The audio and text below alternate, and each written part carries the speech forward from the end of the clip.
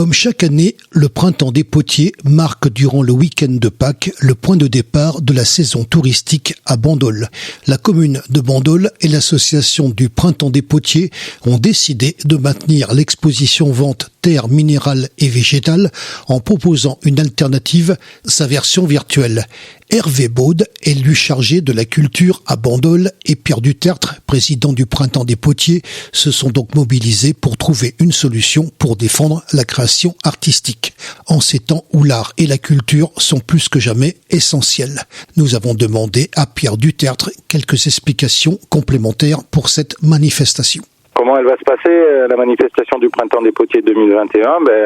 Elle a été arrêtée à cause du Covid, mais elle va se développer grâce à la digitalisation de l'exposition qui a lieu à la Galerie Ravezou. Ensuite, on a mis des QR codes, c'est des choses un peu nouvelles pour peut-être les habitants de Bandol. Les gens peuvent pénétrer à l'intérieur de la Galerie Ravezou, découvrir les œuvres, cliquer sur les icônes qui sont à l'intérieur du film et pénétrer dans les CV de certains artistes qui sont présents lors de cette présentation, mais qui ne seront pas présents physiquement, mais qui sont présents matériellement, puisque leurs œuvres sont à l'intérieur de la galerie et qu'on peut les approcher. Je vous l'ai dit, on a relayé vos affiches durant toutes les années précédentes. On arrive donc à 2021 avec cette année ô combien particulière, à la fois dans le contexte, mais également pour vous, parce que vous faites relativement, alors vous me l'avez dit, quelque chose qui est nouveau pour vous.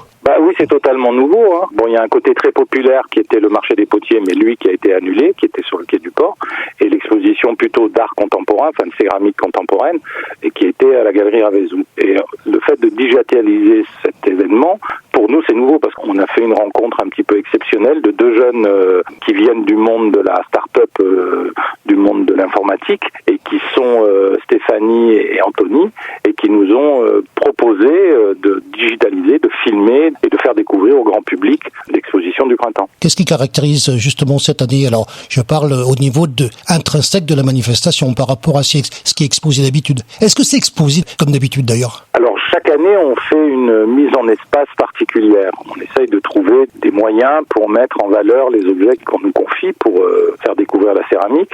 Et cette année, le thème, c'est minéral et végétal, c'est-à-dire des gens qui travaillent la haute température ou la basse température ou la fusion de l'argile. Il y a des personnes qui viennent de la Belgique, une céramiste qui est belge, des céramistes qui viennent de la Catalogne, d'Espagne, et puis quelques Français qui seront là, dont une céramiste qui vient de la région des Pyrénées et qui est en ce moment bien représentée dans le monde de l'art contemporain et qui est présente à Bandol.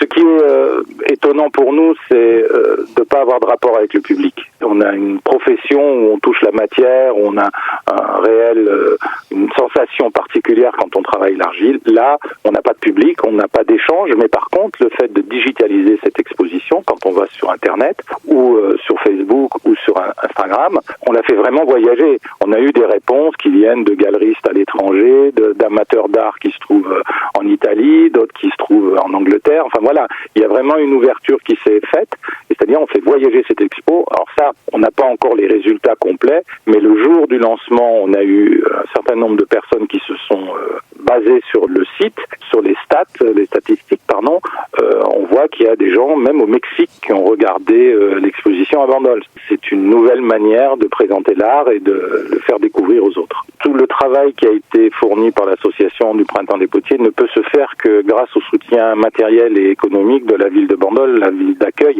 principalement de monsieur Arnaud Gentil, qui est leur directeur des affaires culturelles, et de monsieur Beau, qui est l'adjoint à la culture de la ville de Bandol. Bien entendu, le maire est attentif à nos souhaits de création. Et il y a une chose qu'il faut dire, c'est que ça fait plus de 35 ans que le Printemps des Potiers ouvre la saison estivale de la ville de Bandol. Je vous interviewe pour la première fois avec beaucoup de plaisir, parce que je vous dis, on vous suit et on relaye vos affiches en temps habituel. Vous avez du monde, vous êtes sur le port, c'est ça ? Ouais. Et ça donne quoi comme spectacle avec tous les gens qui sont là en temps habituel que vous n'aurez pas cette année justement ? Ce qui est étonnant étonnant, c'est qu'on doit penser différemment. C'est-à-dire que le Covid nous oblige à réfléchir peut-être un petit peu maintenant sur la manière de faire les choses et de les montrer et de les faire découvrir. J'ai pas de réponse pour le moment. On réfléchit entre nous, avec nos collègues et nos camarades potiers ou céramistes. Il n'y a pas de solution. Mais il faut savoir que les années précédentes, il y avait presque entre 10 et 20 000 personnes qui venaient sur le quai du port de Bandol.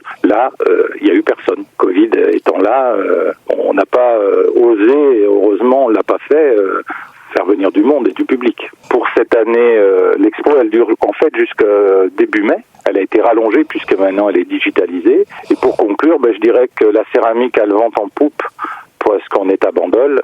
Et je voulais surtout aussi remercier toute l'équipe du centre culturel qui nous soutient dans notre démarche de promotion. Terre minérale et végétale. Cette exposition aura lieu jusqu'à début mai 2021 puisqu'elle est digitalisée. Vous la retrouverez sur le site www.galerie-du6ravezou.fr.